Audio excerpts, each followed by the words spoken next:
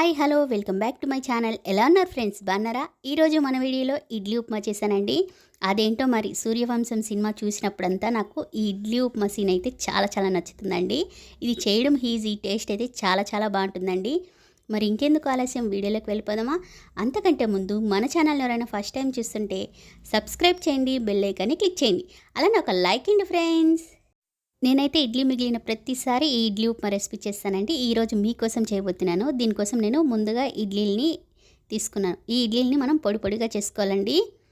ఇడ్లీని ఇలా పొడి చేసేటప్పుడు చేతికి అతుక్కున్నట్లు ఉంటుంది కదండి. దానికోసం మనము ఒక 10 నిమిషాల పాటు ఫ్రిడ్జ్లో పెట్టి తర్వాత పొడి చేసామంటే మన చేతికి అంటుకోదండి, రవ్వలాగా పొడి అవుతుంది. చూస్తున్నారు కదా మీరే ఎంత రవ్వలాగా ఉందో. ఇంతేనండి. ఇడ్లీని అయితే పొడి చేసి రెడీ చేసి పెట్టుకున్నాను. ఇప్పుడు స్టవ్ పైన ప్యాన్ పెట్టుకోవాలి. ప్యాన్ వేడైన తర్వాత నూనె వేసుకోవాలండి. నూనె కాగిన తర్వాత 1 టేబుల్ స్పూన్ ఆవాలు, ఒక 1/2 టేబుల్ స్పూన్ జీలకర్ర, 1 టేబుల్ స్పూన్ మినప్పప్పు, ఒక 2 టేబుల్ స్పూన్ల శనగపప్పు వేసుకుంటున్నానండి. పోపు అన్నది కాస్త ఎక్కువగా వేసుకుంటే ఇడ్లీ ఉప్మా టేస్ట్ అనేది చాలా బాగుంటుందండి. అలానే పల్లీలు ఒక 2 టేబుల్ స్పూన్ వేసుకున్నాను. వీటన్నిటిని బాగా వేయించుకోవాలి. ఇప్పుడు పచ్చిమిర్చి వేసుకోవాలండి. అలానే కాస్త కరివేపాకు.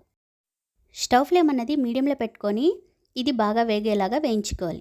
ఇప్పుడు ఉల్లిపాయలు వేసుకోవాలండి. ఇదైతే ఒక 2 ఉల్లిపాయలు ఉంటాయి, సన్నగా తరిగి వేసుకోవాలి. ఉల్లిపాయలను కూడా బాగా వేయించుకోవాలండి. ఒక 2 నిమిషాల పాటు వేగితే సరిపోతుంది. అలానే ఒక 1/2 టేబుల్ స్పూన్ పసుపు మొత్తం కలిసేలాగా ఒకసారి కలుపుకోవాలండి. ఇప్పుడు ఉప్పు అన్నది వేసుకుంటున్నాను.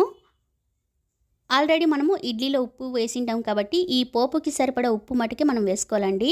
ఉప్పును వేసేటప్పుడు కాస్త జాగ్రత్తగా చూసుకొని వేసుకోండి ఫ్రెండ్స్. ఉప్పును వేసిన తర్వాత ఈ ఉప్పు అన్నది మొత్తం కలిసేలాగా ఒకసారి కలుపుకోవాలి. ఇప్పుడు మనము ఇడ్లీ పొడి చేసి పెట్టుకున్నాం కదా, ఆ ఇడ్లీ పొడిని ఇప్పుడు వేసుకోవాలండి. ఈ పోపులో బాగా కలిసేలాగా మనము ఇడ్లీ పొడిని బాగా కలుపుకోవాలండి.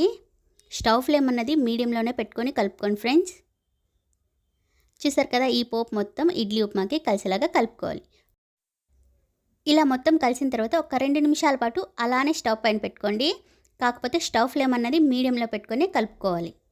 ఇప్పుడు పోపు మొత్తం కలిసిపోయింది కదండి. ఇంతేనండి, ఇడ్లీ ఉప్మా రెసిపీ అయితే రెడీ అయిపోయింది. దీంట్లో కొంచెం నిమ్మరసం పిండుకొని తింటే చాలా బాగుంటుందండి. చూసారు కదా, వేడి ఇడ్లీ ఉప్మా రెసిపీ అయితే రెడీ అయిపోయింది. ఇదైతే చాలా బాగుంటుందండి. కంపల్సరీ ట్రై చేసి చూడండి ఫ్రెండ్స్. ఈ వీడియో ఎలా అనిపించిందండి? నచ్చిందా? ట్రై చేస్తారా? మీకు ఎలా కుదిరిందో కామెంట్ సెక్షన్లో కామెంట్ చేయండి. ఈ వీడియో కనుక మీకు నచ్చినట్లయితే మీ ఫ్రెండ్స్ అండ్ ఫ్యామిలీ మెంబర్స్కి ఈ వీడియోని షేర్ చేయండి. మరిన్ని వీడియోల కోసం గుర్తుంది కదా, తేజ కిచెన్ వ్లాగ్స్ని సబ్స్క్రైబ్ చేయండి, బెల్ ఐకాన్ని క్లిక్ చేయండి, అలానే ఒక లైక్ని friends. Thank you for watching.